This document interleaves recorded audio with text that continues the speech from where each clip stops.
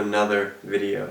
Today I'd like to talk to you about painting clouds, and this is the painting I'm actually going to show you how to get it done. And I would like to start by saying it's a very simple thing to do once you get the steps right. So to get into it, you start by drawing it, right? And most people draw it in half circles, right? Those basic cartoon clouds. And that's one way to do it. But a great example that I actually learned from another YouTuber named Miro Joe. He does great big paintings and they're gorgeous. But anyway, the idea is that when you're drawing your cloud, you draw it in geometric shapes, very simple geometric shapes such as a circle, a square, a triangle, and you put them together into kind of an aesthetic formation. And from there you get the basic idea, the structural integrity, how it's all going to work on the page. And generally when people paint clouds for the first time, they make them almost triangular and bumpy, right?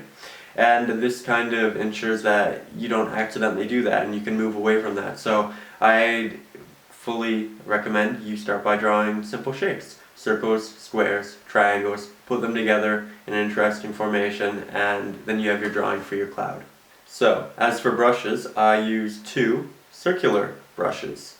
One's larger, one's smaller. And the reason I do this is because they're round.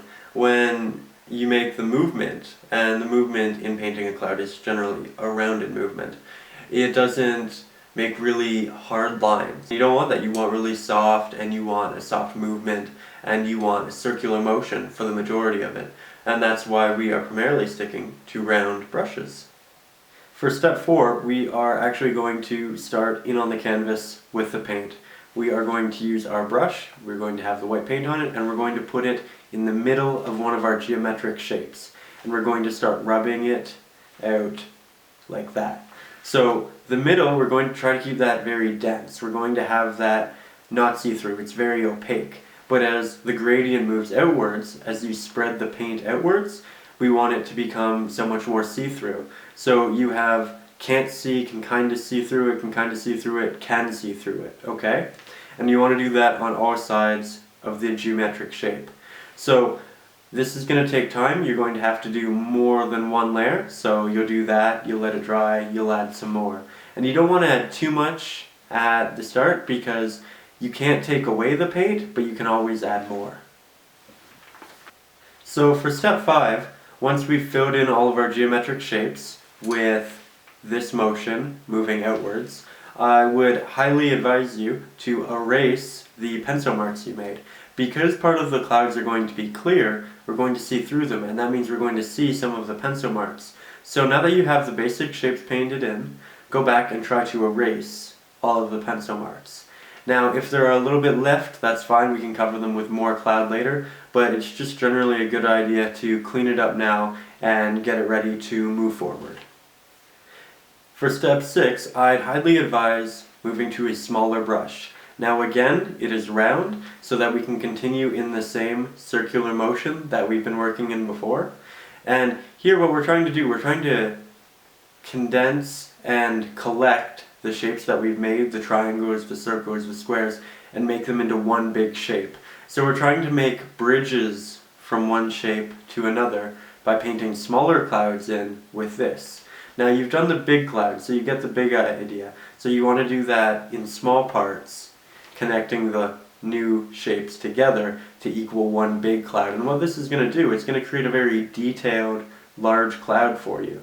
So the point of this is also to create depth, because the more little bumps you have in it, the more depth it will eventually create. Step 7, or rather an idea for step 7. Now, when you see a generic cloud, the middle of it's very white, right? And that, it looks very normal. But what could be really interesting is when, say this is your cloud right here, as opposed to having the middle white, what if you had like an edge really white? So that's where you put the most of the paint. It makes the cloud look really different than just a full cloud from the middle. It'll be a full cloud from one side drifting out. That can have a big impact on the way the wind looks, or the weather, or the temperature, or what kind of day it is. And it'll make it look much more original.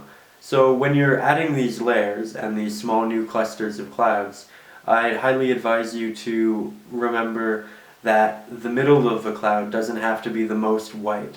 That the middle of the cloud can actually be fairly see-through, and one side of it can be much more white and much more opaque. Finally, for step 7, I advise going back to the large brush. And in this one, we are going to use a little bit more water on the brush, and we are going to take our white paint and we're going to go around the edges of the cloud and we're going to expand it. But we're going to do this with a very, very light white. I want to really see through it. It's just to make it so you have an even larger gradient on your now large cloud, because we have the small gradients from each shape going out, we have the small gradients from using the little brush going out, but now we want to make it a whole and we want to fully connect it.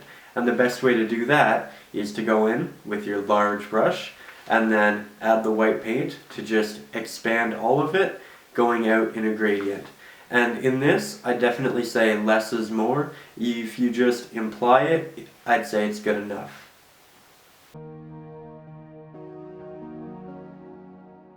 I hope that helped, and if you have any questions at all, I highly advise you to leave a comment in the comment box, or if you need a more urgent reply, you can like my Facebook page in the description and message me there, because I'm on there much more frequently than I'm on YouTube.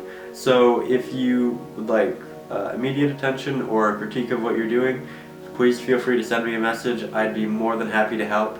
And by the way, I do these painting tutorials weekly. I will have a new video for you guys next week. So please join this little art community. Thank you guys for watching and take care.